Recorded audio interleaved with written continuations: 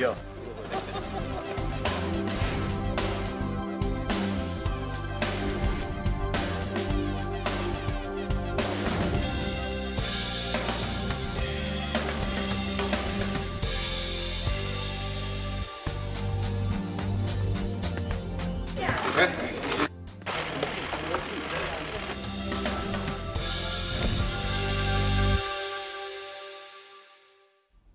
어젯밤에 있었던 3차 TV 토론회, 우리 대한민국 국민 10명 가운데 서너 명은 모두 시청을 한 것으로 드러났지요. 자, 많이들 보셨을 텐데 어떻게 보셨습니까? 짧게 총평을 해주시죠. 어떤 장면이 가장 기억에 많이 남았습니까? 구정차장. 저는 그 심상정 후보가 유승민 후보하고 토론하는 장면이 가장 인상적이더라고요. 네. 그러니까 이제 후보자들의 토론이라기보다는 이 문재인 후보 대리인의 토론이라고 할 아하, 정도로 그랬죠. 어떻게 보면 이제 그 문재인 후보를 공격하는 유승민 후보에 대해서 이 대신 공격하는 네. 어떻게 보면 이제 좀 그런 모습도 좀 연출이 되는구나. 네. 이것은 이번 대선에서 만약에 문재인 후보가 당선하게 된다라면 이 정의당과 그 연합정부, 연립정부를 염두에 둔 행보 아닌가 이런 생각이 들 정도로 네. 상당히 적극적으로 문재인 후보를 엄호하는 모습을 보인 것이 인상적이었습니다. 사실 지난 대선 때도 심상정 후보 같은 경우에는 문재인 후보를, 당시 후보를 지지하면서 후보를 탈퇴했잖아요. 당시에는 이제 통합진보당 이정희 후보였는데 이제 후보직을 사퇴하면서까지 그렇죠. 사실상의 이제 그 진보 연대를 해서 박근혜 후보를 꺾어달라고 요청을 했었는데 네. 이제 실패로 돌아갔었는데 그랬었죠. 이번에는 대선은 완주하되 하지만 이제 이후에는 아직 그렇죠. 과반 의석이 안 되기 때문에 정의당과 연정을 좀 염두에 두고 있는 게 아닌가 이런 해석이 가능한 토론이었습니다. 그렇죠. 양재열 변호사께서는 어떻게 보셨어요? 뭐 어떤 장면이 가장 기억에 남았습니까, 어제? 사실 기억에 남는 장면들이 이게 논평하기에는 평행거리라고 보기에는 조금 떨어지는 것들이었었죠. 네. 그러니까 정책이라든가 이런 부분이 있으면 제가 이런 부분이 좋았다 나빴다고 하는데 네. 다른 시청자분들도 많이 그렇게 느끼셨을 겁니다. 각자 싸웠던 모습들 안철수 후보 같은 경우 스스로 네거티브를 주장을 하셨고 네. 뭐 이거 네거티브로 할지는 모르겠습니다. 어쨌든 문재인 후보에 대해서 여전히 대북 관련한 네거티브에 가까운 그런 얘기들도 많이 나왔던 것이라서 정책에 관해서 기억이 잘 안 나요. 이게 제 소감입니다. 내용이 거의 없었다고 지금 애들러서 많이 말씀을 드린 나오고 겁니다. 있죠. 예. 그러니까 사실 어제 이제 아이들이랑 같이 TV 토론을 잠깐 보다가 네. 이 오래 보면은 교육에 더 나쁠 것 같아서 일단 재웠습니다. 그랬군요. 네, 왜냐하면 이게 뭐 그 교육 목적으로 보여주기에는 상당히 저렇게 토론을 하면 안 되는데 네. 그러니까 토론을 저렇게 해서는 안 된다라는 것을 보여줄 이게 나쁜 바이블이 될 정도로 네. 좀 뭐랄까요 좋지 못한 토론이 아니었나 이런 생각이 듭니다. 어제 토론 모습 가운데 무엇보다 가장 기억에 남는 부분을 뽑으라면 1위인 문재인 후보와 2위 지지율을 달리고 있는 안철수 후보, 두 후보 간의 설전이었습니다. 영상으로 저희가 구성을 해봤는데요. 함께 보시죠. 제가 갑철수입니까? 안철수입니까? 다시 한 번요. 갑철수입니까? 안철수입니까? 무슨 말씀이시죠? 이게 그 민주당의 네거티브 문건입니다. 카이스트 교수가 서울대 교수로 이직한 것이 특혜입니까? 아니면 권력 실세에 있는 아버지를 두고 있는 아들이 5급 직원으로 채용된 게 특혜입니까? 교문이 환노위를 열어서 함께 속 시원하게 국민들 앞에 해결하자고 저는 말씀드리는 겁니다. 지금 약속해 주십시오. 네, 다음. 제가 이 질문을 어떻게 받아들여야 될지 모르겠습니다. 저는 이미 해명이 끝났고요. 안철수 후보님 열심히 해명하십시오. 제가 MB 아바타입니까? 한간에 그런 말도 있죠. 지금 문 후보님 생각을 묻습니다. 저는 지금 방금 말한 그런 이야기를 제 입으로 올린 적이 한 번도 없습니다. 제가 지난 대선 때 후보를 양보해 드렸습니다. 그 이유는 이제 더 이상 이명박 정부가 정권이 연장이 되면 안 된다고 저는 결심을 했던 겁니다. 그런데도 MB 아바타입니까? 안철수 후보님, 아니면 아니라고 본인이 해명하십시오. 안철수 후보님의 사모님에 관한 의혹도 국회 상임위 열어서 해명하고 싶으면 해명하십시오. 정 문재인 걸고들 하지 마시고 국민들 바라보고 정치하시죠. 그냥 정 문재인 반대하기 위해서 정치하십니까? 지금 그러면 MB 아바타가 아니라고 확인해 주시는 거죠? 저는 뭐 그렇게 생각하지 않습니다. 예. 안철수 문재인 두 후보 참 토론하는 거 보니까 이게 초등학생 감정 싸움인지 대통령 후보 토론인지 내가 참 알 길이 없습니다. 참 안타깝습니다.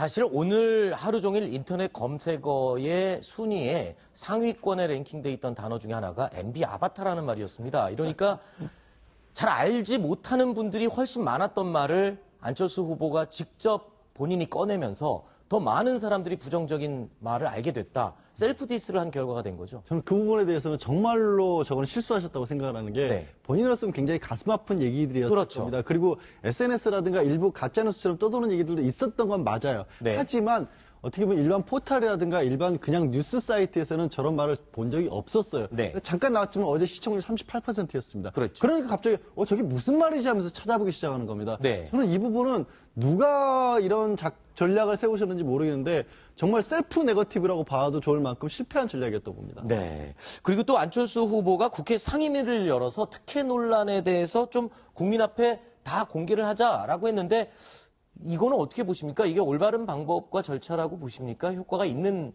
방법일까요?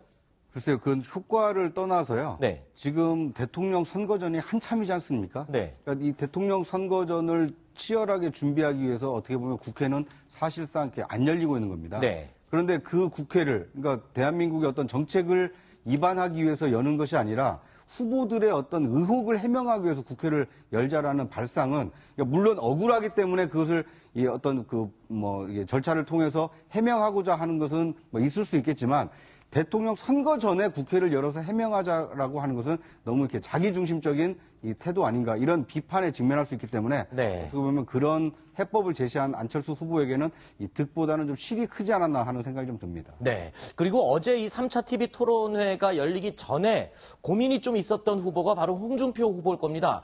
돼지 흥분제 논란, 이 이야기가 분명히 나올 텐데, 이걸 어떻게 넘어가지라고 생각을 했을 겁니다. 여러분들 다 보셨죠? 이렇게 해명을 했습니다. 영상 보여드리겠습니다. 저는 성폭력 범죄를 공모한 후보를 경쟁 후보로 인정할 수가 없습니다. 홍준표 후보는 사퇴하는 것이 마땅하다고 생각합니다. 그런 점에서 저는 오늘 홍준표 후보하고는 토론하지 않겠습니다.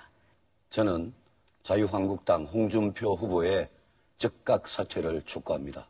12년 전에 이미 공개돼서 제가 고해성사까지 하고 잘못했다고 했는데 또 문제 삼는 것은 참 그렇습니다만은 45년 전에 있었던 그 사건 정말 국민 여러분들께 죄송하게 생각합니다.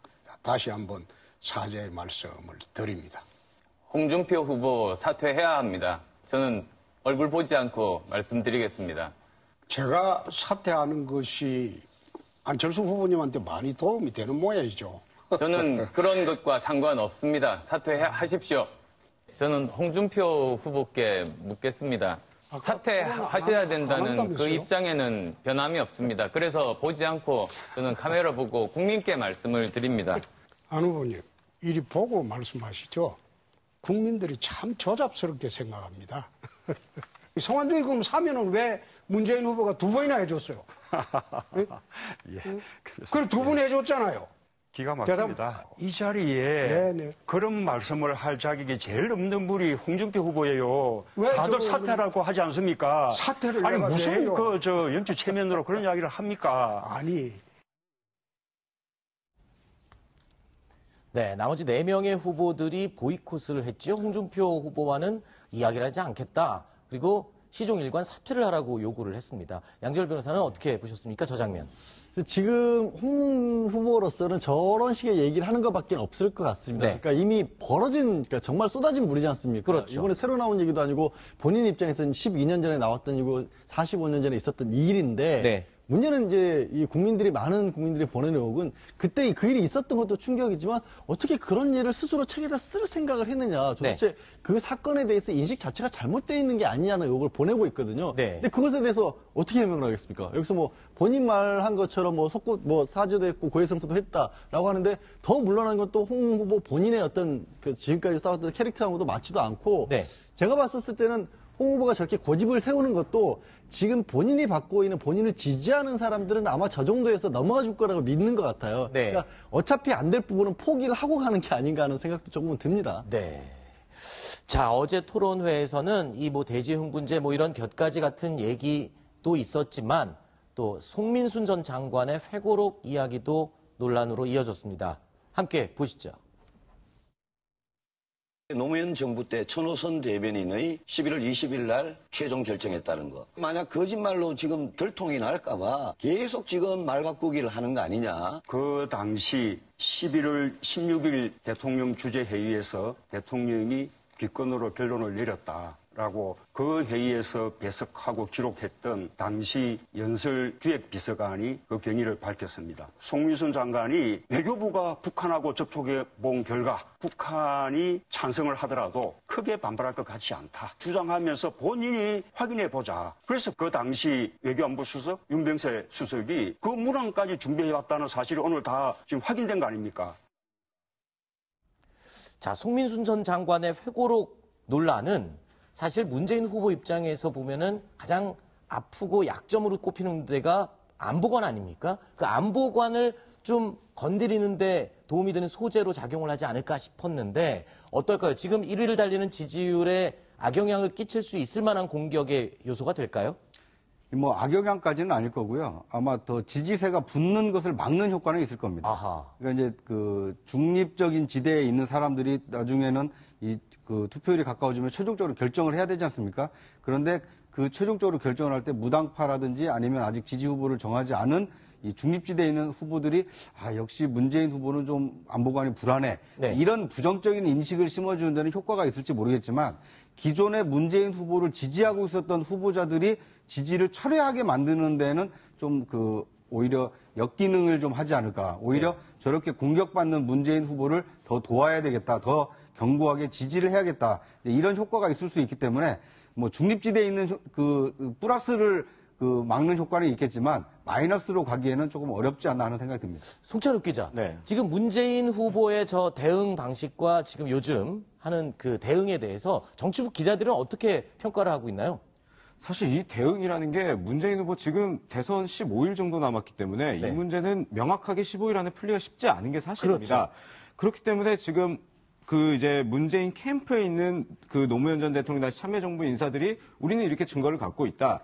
이렇게 계속 논리적으로 나가면 끝까지 뭐 명확하게 확인이 안 되고 지나갈 가능성이 높기 때문에 이거는 제가 보기에는 문재인 후보 입장에서는 최선의 방어 전략을 쓰고 있다고 생각하고요. 네. 그리고 이게 굉장히 사실 복잡하지 않습니까? 날짜가 16일도 나오고 18일도 나오고 그 때문에 이게 일반 유권자들이 쫓아내기가 사실 쉽지가 않은 이슈이기 때문에 보수 진영 쪽에서는 지금 집요하게 물고 늘어지는 게 왜 북한에 물어봤냐? 네. 단순화를 굉장히 하고 있거든요.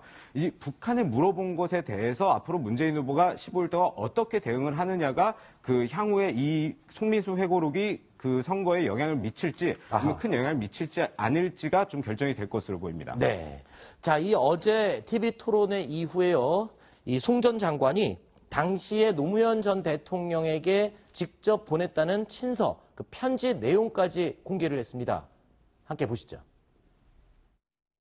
대통령한테 이건 도저히 이렇게 해서는 안 됩니다 하고 편지를 보낸 겁니다. 자, 이게 제가 대통령한테 보낸 편지입니다. 대통령 이거 도저히 이렇게 하면 16일입니다, 이게. 예? 그래서 11월 16일 날 이걸 보고 대통령이 그다음 17일 날 다시 해보라. 그래서 17일 날 문재인 당시 실장이 내한테 전화를 왔어요. 16일 날 이야기처럼 사정이 그러니 이렇게 기권 갔으면 좋겠는데 그걸 하면 안 되겠나 이런 식으로. 그래서 난 이 편지 내용을 이야기를 하고 이건 안 되겠다. 그래서 18일 날 회의가 열린 겁니다, 다시.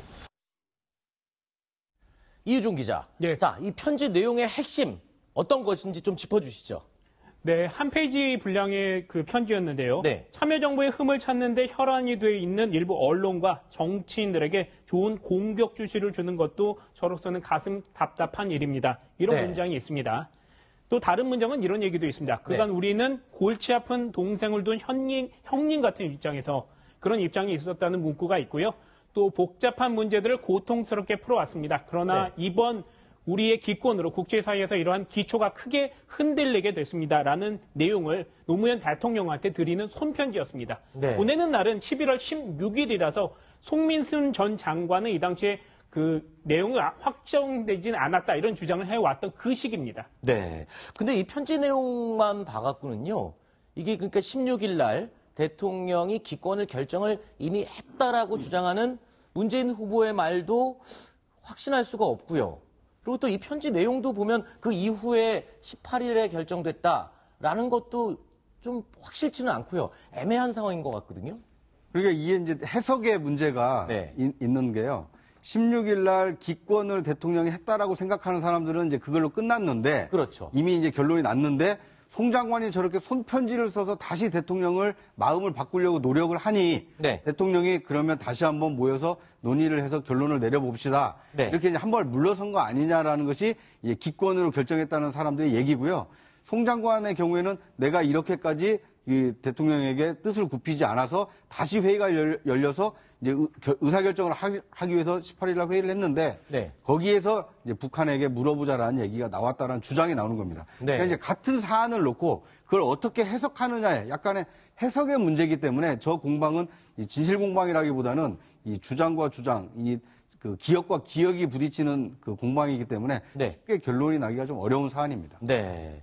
지금 뭐 이 논란이 과연 얼마만큼 문재인 후보에게 좀 악영향을 끼칠지 여부가 굉장히 관심거리인데 말씀하신 것처럼 이 내용의 핵심, 이게 어느 사람의 말이 맞는지는 정말 진실 게임 속으로 빠져들고 있는 거죠. 이거는 대선 전에 그냥 며칠 안에 밝혀질 문제는 정말 아닌 것 같습니다. 양지열 변호사님. 네, 변호사들이 매일 하는 게요. 네. 다 이런 문제입니다. 그렇죠. 똑같은 일에 대해서 각자 상대방끼리 기억하고 있는 게 다 다른 거예요. 그러니까 일은 한 가지인데 똑같은 글을 써놓고도 서로 그때 벌어졌을 때 나온 얘기처럼 송민순 장관은 16일 결정이 안 됐다라고 믿어야 계속해서 자기 주장을 폈던 게 자기가 정당화되는 거고. 그렇죠. 문재인 후보 같은 경우 16일날 끝난 일이었는데 송민순 장관이 전 장관이 고집을 부렸다고 생각을 하시는 거고 많은 사람들이 또 기권 의견이 더 많았으니까 굳이 숫자로 따지면 그쪽 의견이 더 많은 셈이잖아요. 그러니까 네. 이거는 사실 저는 우리 위증죄라는 범죄가 있습니다. 네. 위증죄라는 범죄가 사실이 틀렸을 때 범죄로 처벌하는 게 아니라요. 네. 자기 기억이 틀렸을 때, 자기 기억과 다른 얘기를 얘기할 때 처벌하는 거. 이유가 뭐냐면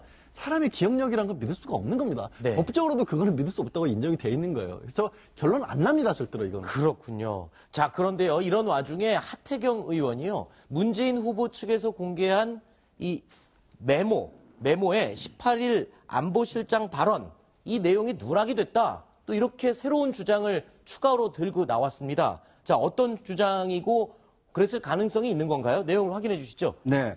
그 안보실장이 이제 사전 통지를 한다면 어떤 문장으로 할지라는 이게 대목이 네. 있는데 이 대목이 이제 흐릿하게 표시되면서 누락이 됐다는 겁니다. 이게 무슨 뜻입니까? 그러니까 이제 이게 사전 통지라는 것은 북한의 사전 통지를 하지 않았겠습니까? 네. 그러면 북한의 사전 통지를 하는 것은 이제 논의를 하고 네. 그러면 어떤 문장으로 할 것인지, 네. 그러니까 외교부의 문장으로 할 것인지, 아니면 이제 국정원으로 문장으로 할 것인지 이런 앞에 논의가 있었을 텐데 이 앞에 논의한 내용을 싹 빼놓고 이제 그 공개한 거 아니냐, 네. 본인들에게 유리한 것만 이게 짜깁기 해서 공개한 거 아니냐, 이렇게 뭐 그 공개된 메모를 가지고 또 다른 논란거리가 이제 생긴 겁니다. 네.